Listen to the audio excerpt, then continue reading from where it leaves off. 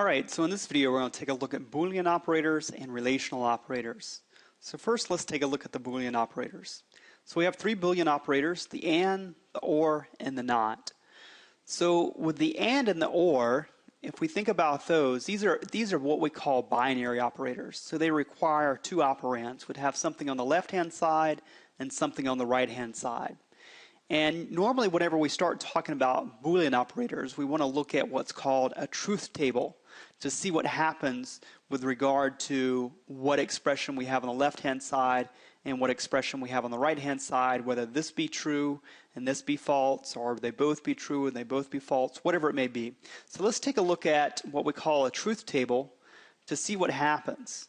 So here we have A and B are just going to be representative of some Boolean expression that resolves down to a true-false value. So when we think about Boolean, we need to think about true-false.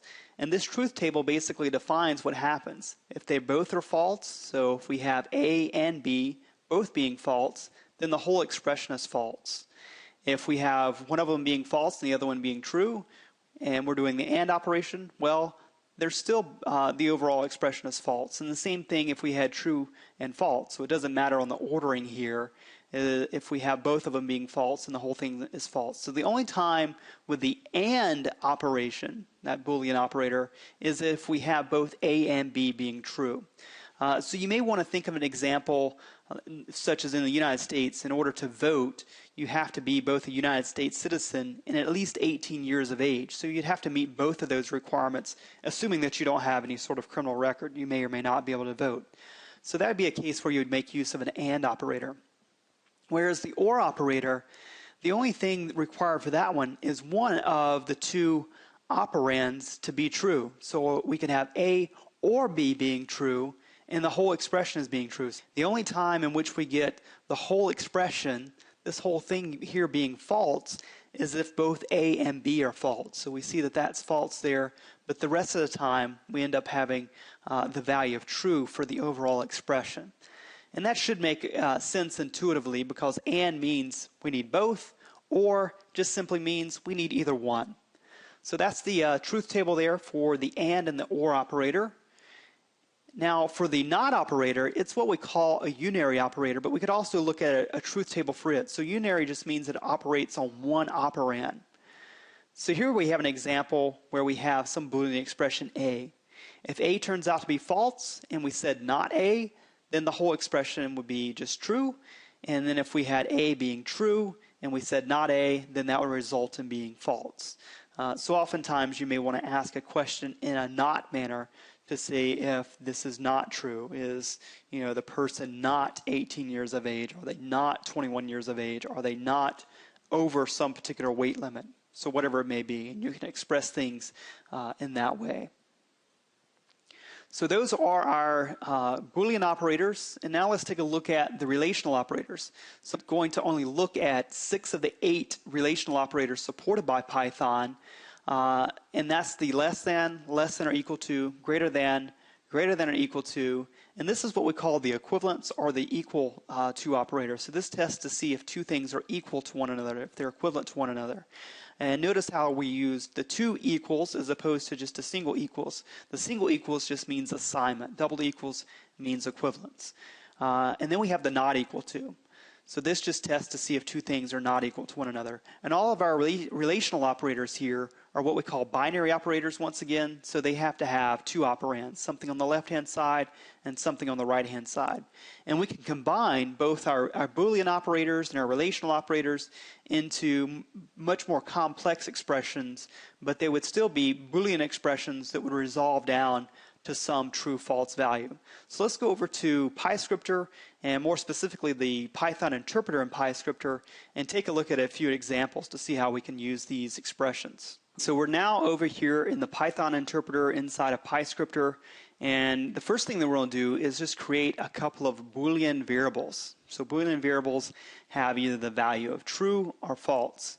So we'll just create a Boolean variable A here and assign it the value of true, and create another Boolean variable, B, and assign it the value of false. And notice how false and true both begin with a capital letter. That's very important in Python, that you in fact associate a capital F with false and a capital T with true in order for it to pick up properly in terms of those keywords. So we have those two particular variables, A and B, both Boolean variables, and now we can start creating Boolean expressions. So we could say A or B, and if we did that and evaluated it, we should see true, because as long as one of these is true, the whole expression is true. So it could be a very complex expression. In this particular case, B is just assign the value of false, but we could have a very complex expression there that just simply resolves down to a true-false value. Let's look at another one. Let's say that we do A and B. So that evaluates to false as we'd expect, because with the AND operation, we require both A and B to be true for the whole expression to be true. We can make use of our unary operator not, so we could say not A, which results in false. We could say not B, which results in true. So A was originally true. If we do not A, it results in false. In the case of B, originally it was false. And if we do not B, it results in true. You can also combine expressions like this. So you could say A and not B. So here we have A being true. We have B originally being false. But if we do not B, that turns out to be true. So we'd end up with true and true. So the whole expression would end up being true. So those are some basic Boolean expressions just using our Boolean operators. Let's define a couple of integer variables. So we'll say x and assign it the value of 10. We'll say y and assign it the value of 15. And z and assign it the value of, let's say, 5.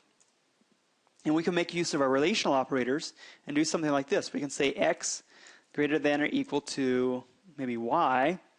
And since x is 10, and y is 15, we would expect that to be false. And in fact, it is false. And we could do other things. So we could say maybe x less than or equal to y. And in that particular case, we should end up being true, right? Because x is in fact less than, 10 is less than 15. So we end up with true there. Let's do this. So the nice thing about Python in comparison to some other high-level languages like C++ and Java is that we can write relational operator expressions like this. We could say x less than or equal to y, and then we could say maybe greater than, test to see if that's greater than z. So x less than or equal to y greater than z. In C++ and Java and some other languages, you wouldn't be able to write this particular expression here. The way that you would have to write that would be x less than or equal to y and y greater than z. That would be how you would have to write it.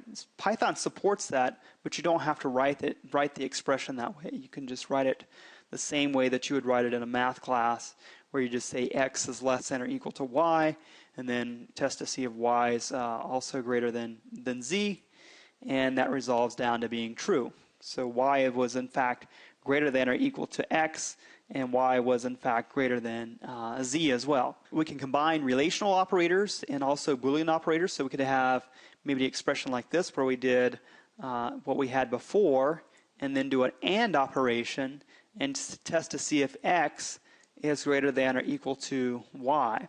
So in this particular case, it should resolve down to false, even though this part here is in fact true. Since we just evaluated that, we know that that's true. We know that x greater than or equal to y is in fact false because we evaluated that earlier.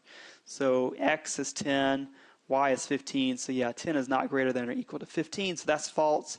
So that makes this whole expression false. So we could have that. If we change that to an OR operation, you can see that the resulting value from doing that OR operation would just be a true. And what else can we do? We can do x maybe not equal to, so we can test out not equal to y. And we know that x is not equal to y because x is 10 and y is 15, so that should return the value of true. If we test for equivalence there, then that should result in false. And I will do, let's do one more. Let's see, we'll go back and do some of our compound expressions here. So we'll have this, and then we'll say maybe and here, and then do another OR operation here where we say z less than x. So if we did that, we would see that that resolves down to true. So it turned out that this very first part here where we did x is less than or equal to y greater than z, we know that that resolved down to being true because y was greater than x and x is greater than z, but this part here ended up being false. So this whole expression here, this part that I'm highlighting or trying to highlight, resolved down to being false, but that's okay because we have this OR operation over here, and if this part ends up being true, then this whole expression, this whole Boolean expression ends up being true. So you can have very complex Boolean expressions in Python, so you can keep going and chaining on additional and OR expressions onto this.